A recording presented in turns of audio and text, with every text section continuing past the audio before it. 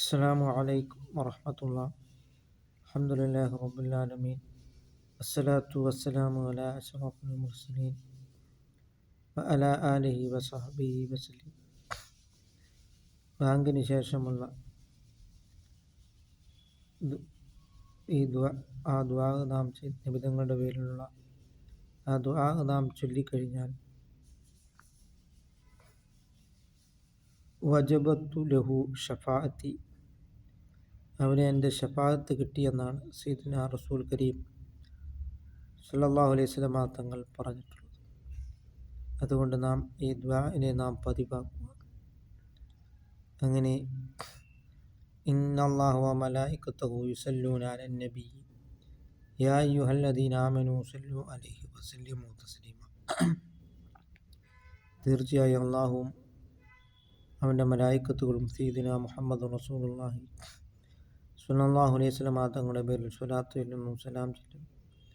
അല്ലയോ സത്യവിശ്വാസികളെ, നിങ്ങളും നബി സല്ലല്ലാഹു അലൈഹി വസല്ലം തങ്ങളുടെ പേരിൽ സ്വലാത്ത് ചൊല്ലുക, സലാം ചൊല്ലുക. നാം ചൊല്ലുന്നതായ നിസ്കാരമായാലും ദാനധർമ്മമായാലും നോമ്പായാലും അതൊക്കെ സ്വീകരിക്കുന്ന കാര്യത്തിൽ സംശയമാണ്. വൈലുല്ലിൽ മുസല്ലീൻ, നിസ്കരിക്കുന്നവർക്ക് വൈലെന്ന് പറയുന്നതായ നരകമുണ്ട് എന്ന്.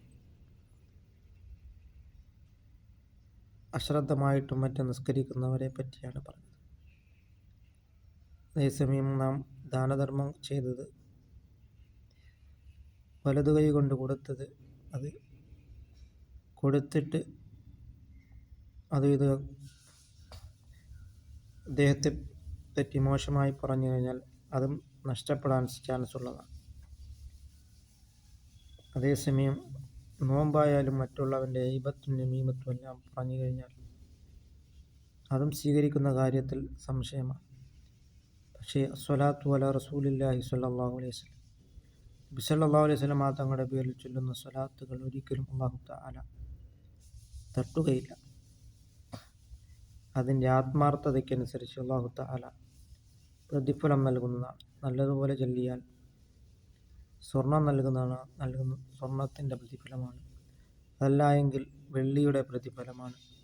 അതല്ല എങ്കിൽ വെങ്കലത്തിൻ്റെ പ്രതിഫലമാണ്.